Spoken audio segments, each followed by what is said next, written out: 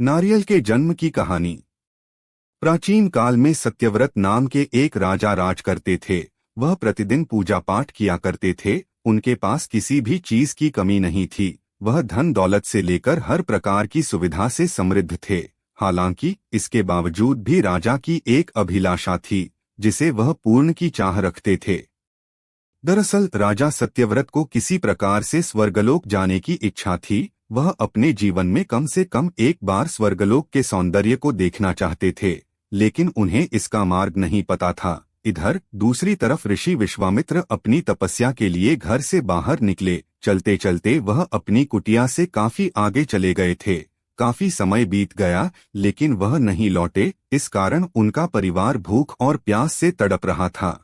राजा सत्यव्रत को जब यह पता चला तो उन्होंने ऋषि विश्वामित्र के परिवार के पालन पोषण की जिम्मेदारी ले ली। कुछ समय बाद जब मुनिवर लौटे तो वे अपने परिवार को कुशल देख काफी प्रसन्न हुए। उन्होंने पूछा कि उनकी अनुपस्थिति में किसने उनकी देखभाल की।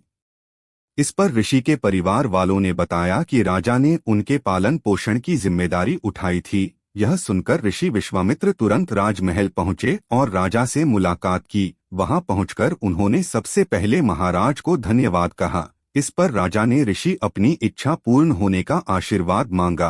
राजा की बात सुनकर ऋषि विश्वामित्र ने कहा, बोलिए महाराज, आपको क्या वरदान चाहिए। तब महाराज ने कहा, हे मुनि, मुझे एक बार स्वर्गलोक के दर्शन करने हैं।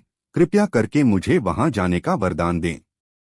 राजा की प्रार्थना सुनकर ऋषि विश्वामित्र ने एक ऐसा रास्ता बनाया जो स्वर्गलोक की ओर जाता था। यह देख राजा सत्यव्रत बहुत खुश हुए। वह तुरंत उस रास्ते पर चल पड़े और स्वर्गलोक पहुंच गए।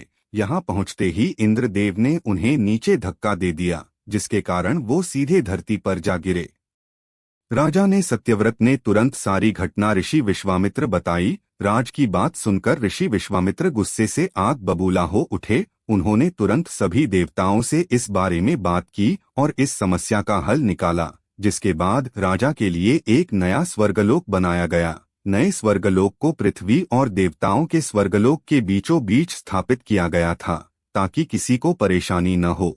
नए स्वर्गलोक से राजा सत्यव्रत तो बहुत खुश हुए, लेकिन विश्वामित्र को एक चिंता लगातार सता रही थी। उन्हें डर था कि नया स्वर्गलोक कहीं जोरदार हवा के कारण गिर न पड़े। अगर ऐसा होगा तो राजा सत्यव्रत दोबारा से धरती पर जा गिरेंगे। काफी सोच विचार के बाद ऋषि विश्वामित्र को एक उपाय सूझा। उन्होंने नए स्वर्गलोक के नीचे एक बहुत लंबा खंभा लगा दिया ताकि उसे सहारा मिल सके।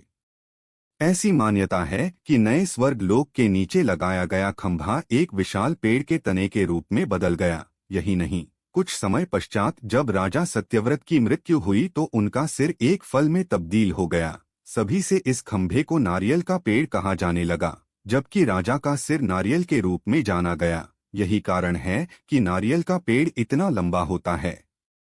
कहानी से सीख। इस कहानी से हमें यह सीख मिलती है कि अगर सच्चे मन से किसी की मदद करे तो हमारी हर ख्वाहिश पूरी हो सकती है।